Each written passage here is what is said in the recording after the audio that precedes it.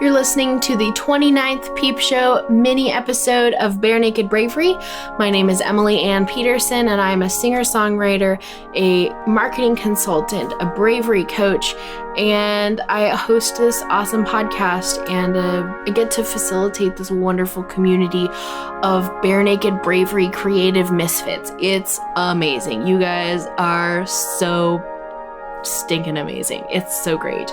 One of my joys in this community is getting questions submitted from you. I think that all of us creative misfits, we have a lot to offer each other, and I think it's really, really wonderful to get in a habit of reaching out for help when you have it or when you need it, especially when you're hitting these rock bottom moments, which is what we're going to talk about today a little bit. Tamara submitted a question. She says, I'm in a really bad place financially, like really bad.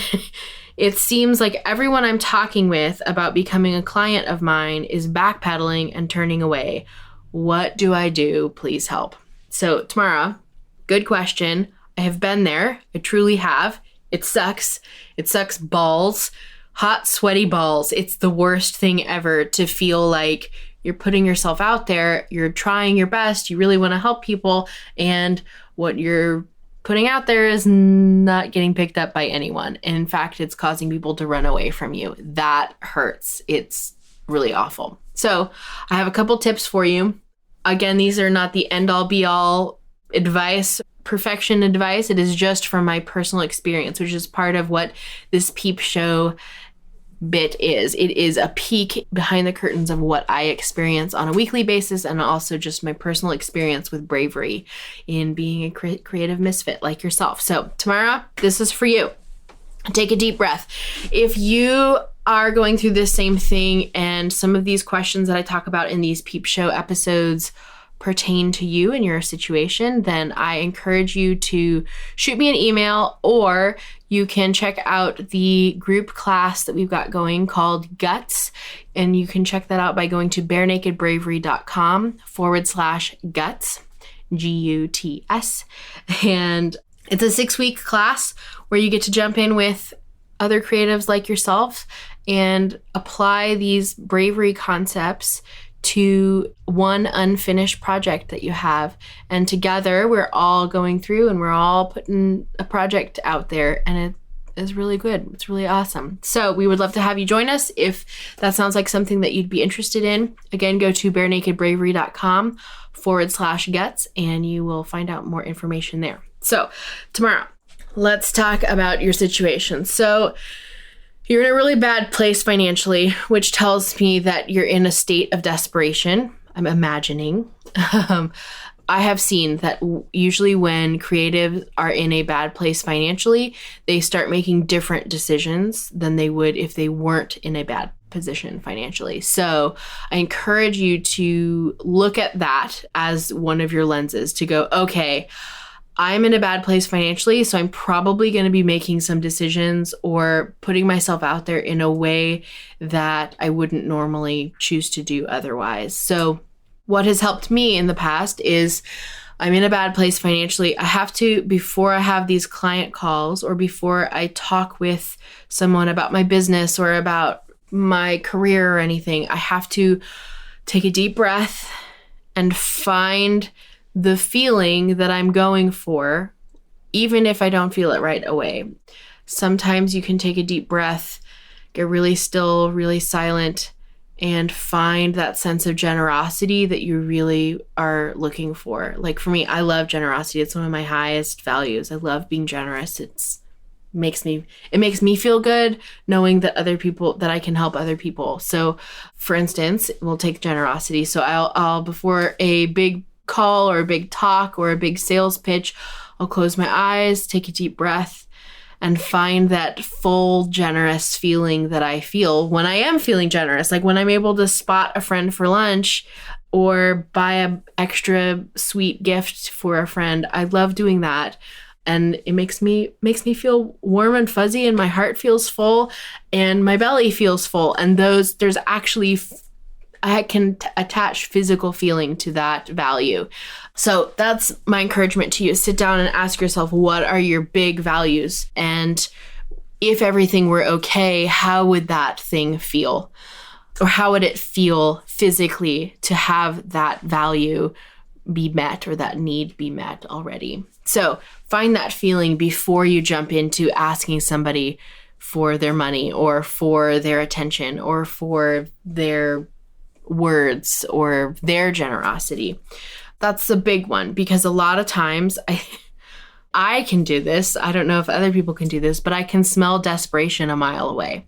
I can smell it on social media when somebody makes a vague call for clients, and to them they think it's vague, but I kind of can tell, I can read in between the lines that they are so desperate they really need a client, or they really need an extra $100 or whatever. And I want to just put this out there. It's okay to state exactly what it is that you need or you want. Like, if you really need an extra client, dude, put it out there. I just think it's not as useful as people think that it is to have a perceived everything's a-okay mask that they put on their business or on their career. Not everything's always okay, and I think everybody's aware of that, and that's okay. And if you're honest about it, there's a way to be honest and professional about it at the same time and without losing your credibility. So I encourage you to find that, first of all. Because if you are in a state of desperation and you do need help, ask for it. I mean, you've already asked me for help, so that's one step. That's great. But I encourage you to be a little bit more open and a little bit more vulnerable, maybe even with your clients, and say, hey, listen, I kind of really need the cash flow right now. I'm willing to, for the next 2 months, give you a discount if you jump in right this second. That might be, I don't know what kind of work you do. You didn't leave that in your question submission, which is fine. But sometimes being really honest about that is a really helpful thing. The second thing I'd ask you is, what is it that people are wanting you to do? Because it sounds like what you want to do for them is not what they want you to do for them. So it might be better to come from a place of listening rather than telling, because they might be already telling you what they want you to do. If you're a social media manager and it turns out that you always get people asking you for crazy, awesome graphic design blurb type images for social media, then lean on that, because you know that that's what people want you to do. It doesn't have to be the thing that you're going to be basing your career on forever, because if you're in a place of desperation and you really need to make the cash flow right now, start listening. There are people everywhere wanting your help. And from personal experience, I know that state of desperation can sometimes make you blind and deaf to the people that are saying, hey, I really need your help doing fill in the blank. I'm willing to give you money to help me with X. And please help me with Y. But if you're in this state of desperation and you're like, nobody wants me to do Z, it's a little bit, it's a tricky situation. Let's just say that. So that's what I would encourage you to do. There's those three things is find that feeling, the feeling that you want to feel before you have these conversations. The second is take a look around. You might be missing something that your people are telling you that they want you to do. And then the third thing is you don't have to do that thing forever. So do what people are asking you for, especially if you're in that state of desperation, because once you can get your head above the water, even just a little bit, you can start to make those other decisions that lean more towards longevity rather than immediacy in your bank account. But I've been there. I totally know how that goes. It sucks, but it's also, you're pretty scrappy. And that is when I was in a situation like that, I sent a text to a friend, one of those honest, like, oh my gosh, I think all of the shit has just hit the fan financially. I don't know what I'm going to do. And their response was not, oh, here, let me help you. Their response was, you know what, Emily? You're pretty scrappy. You're going to figure it out. And I hated that. I hated it because they were right. They were totally right. They were spot on. And I knew it even when I got that text. I was like, God damn it. You're totally right. I am scrappy. I am going to figure this out, and it's going to suck for a little bit, but I'm going to figure it out and it's going to be okay. Sometimes just knowing that, taking a deep breath and going, I am a scrappy son of a bitch, that really actually helps. It helped me at least. So yes, you've got this. You do. It's a little bit uncomfortable, but I can guarantee you that if you push through and do some brave things, even if it's asking for help in a little bit more vulnerable kind of way, then it's going to be worth it. So if you are curious again about joining us, maybe you want to join us and finish this project or put something else out there. Oh, here's one thing that I just thought of. It might be that the thing that you are doing for your clients is not actually what you want to be doing. And that is something that I encountered previously. If you are putting yourself out there in a state of desperation, a lot of times you're making decisions that you wouldn't normally make. I know I already said that. But that also applies to, you're probably not, or at least I hadn't been when I was in this situation. I was putting together product pitches and clientele suggestions that were based on things and a life that I didn't want to live inevitably. And that was completely incongruent with who I am and who I was. And so when I was putting myself out there and doing cold calls and trying to get more clients or get more work in those kinds of ways, it wasn't sticking. It wasn't landing, because I think this is what it was, is that I was being inauthentic, and I was also putting myself out there as a result inauthentically, and people can smell that. So if people are running away from you, that might be it. You know, if people are running away saying, "Oh my gosh, you smell," you might actually need to take a shower. But it's probably not that you need to take a shower. You probably need to just take a look at what it is that you're putting out there and ask yourself, how true is it to yourself?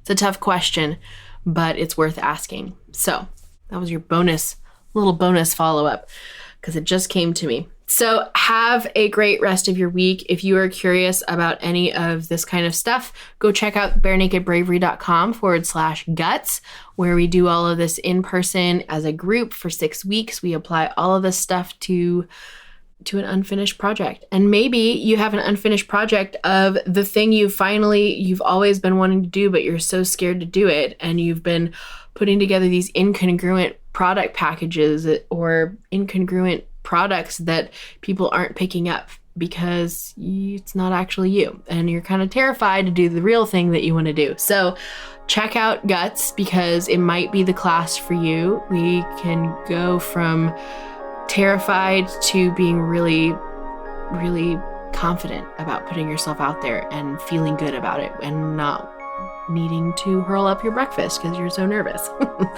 Okay, so have a great rest of your week. I want you to be brave. It's worth it.